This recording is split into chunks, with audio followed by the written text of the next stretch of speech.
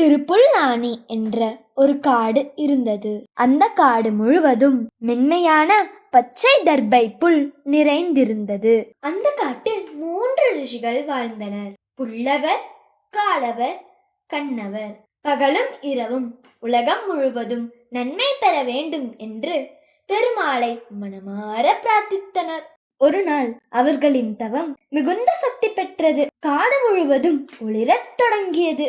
திடீரென ஒரு பெரிய அரச மரம் அவர்களுக்கு பின் தோன்றியது. அது சாதாரண மரம் அல்ல என்பதை ஞானிகளுடனே உணர்ந்தனர்.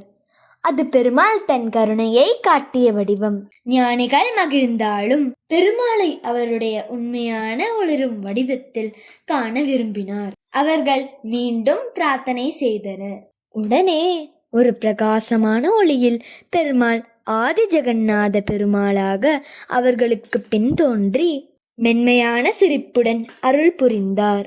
பல ஆண்டுகளுக்குப் பிறகு தசரத மன்னன் அந்த கோயிலுக்கு வந்தார்.